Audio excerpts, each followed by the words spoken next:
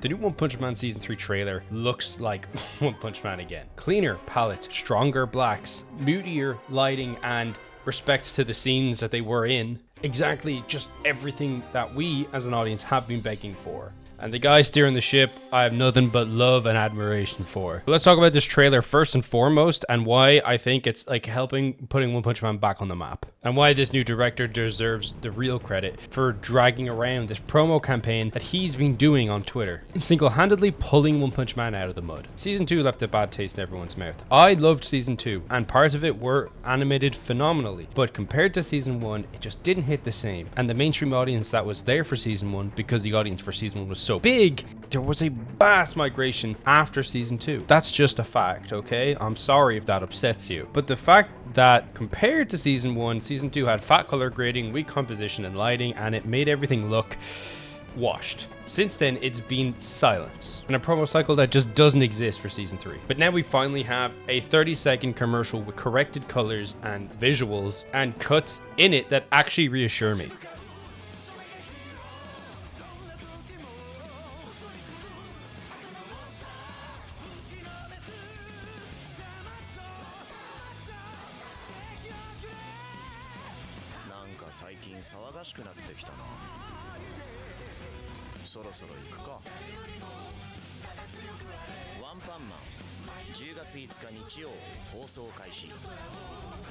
So what exactly does the new trailer fix, right? So there's the color and contrast. There's a deliberate return to deeper blacks and cleaner midtones. The skin tones don't look grayed out like they did previously, and shadows finally shape the faces again. Like, for example, this little icon I use for videos. The artist just didn't tone the face in this one, and I didn't have the heart to ask for a second correction, so I'm just using it. This is way closer to Season 1's punchy look. It's not trying to copy Season 1 punch to punch, because Nagai literally said that that's something that they cannot live up to. But as soon as this came out, people were already complimenting on how much better it looked, how much more cinematic it all seemed. Lighting and direction, right? So the edges and rims of lights are doing a lot of work here, especially in the frames that revolve around Garo, right? Like, instead of like a flat washed color we had for his hair and his face, if we compare it to this shot, we get the separation in mood clearly and a lot of contrast with the background. And if we can keep this during like the animated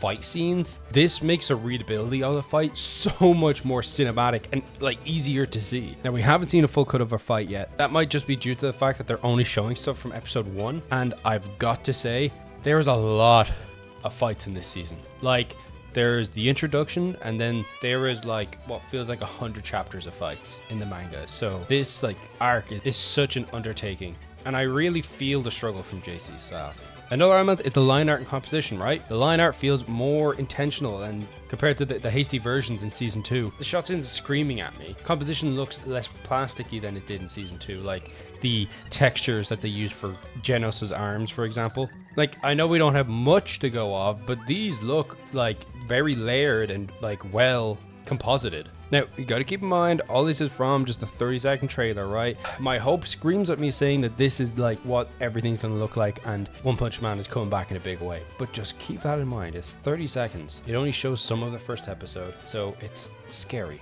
to say the least. So this might not actually truly reflect the final product.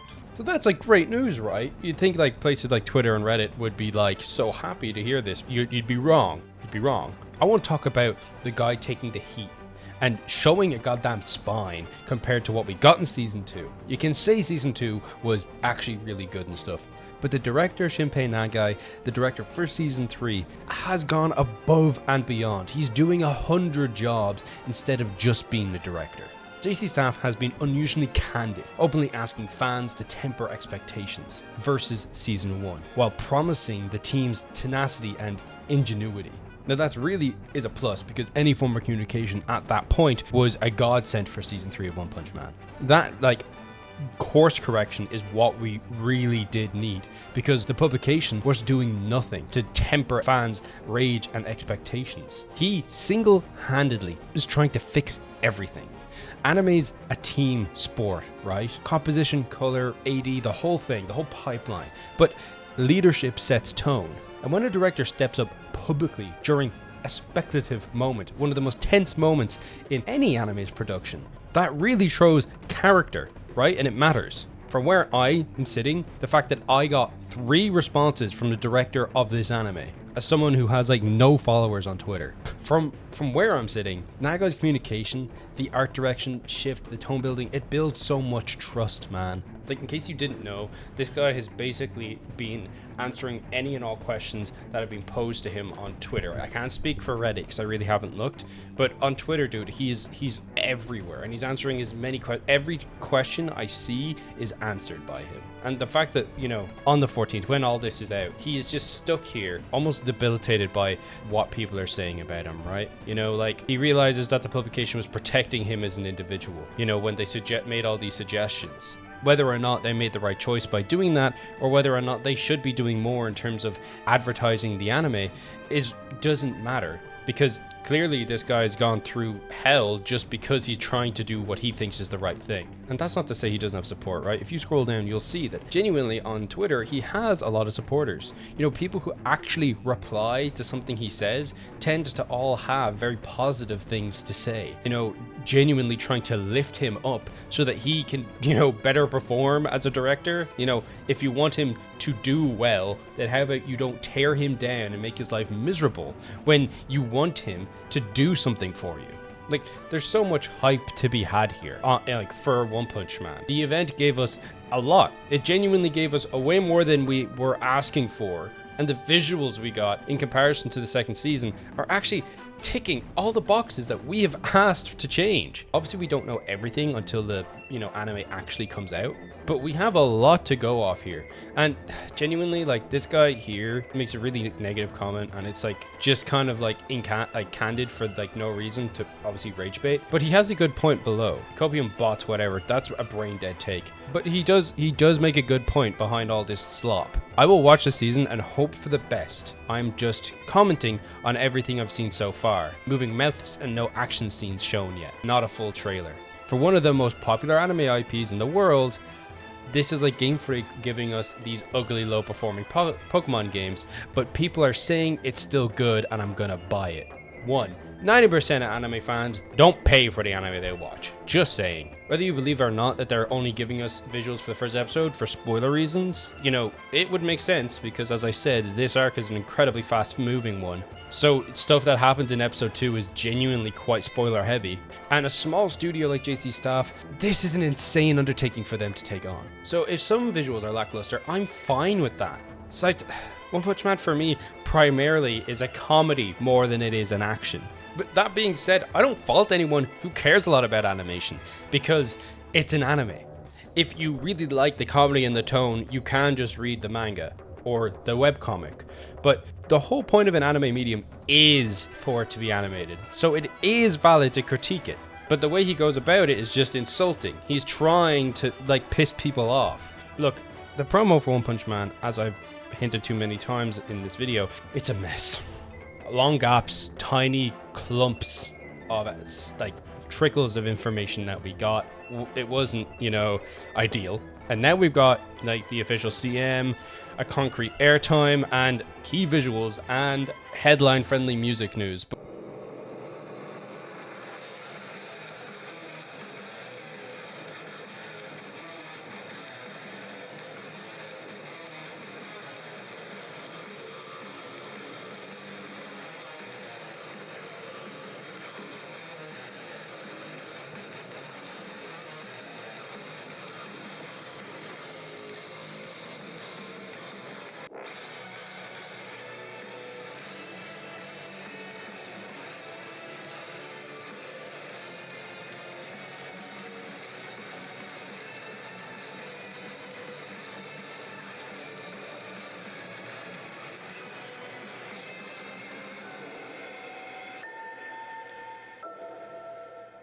But we've had a lot of those for a while now.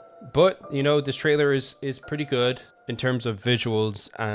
We could use more examples of good animation, but that one Garo trailer was I think it was pretty good. But more info, dude. If you can get more out there, then just throw it out. That's how you reset this narrative. And that's what Nagai has been trying to do. Give out as much information as he's legally allowed to, constantly citing that he can't answer certain questions because of NDAs. But that's how you reignite the fans' passion, right?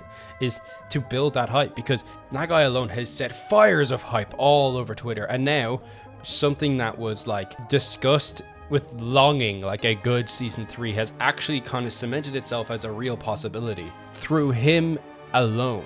If you thought there was doomers for One Punch Man now, like there is now, then just think about a world where Nagai wasn't actually coming out here and settling us all to ease. I'm optimistic, not delusional, because it is going to fall short in certain ways. It just is bound to, with the crazy production it's gone through.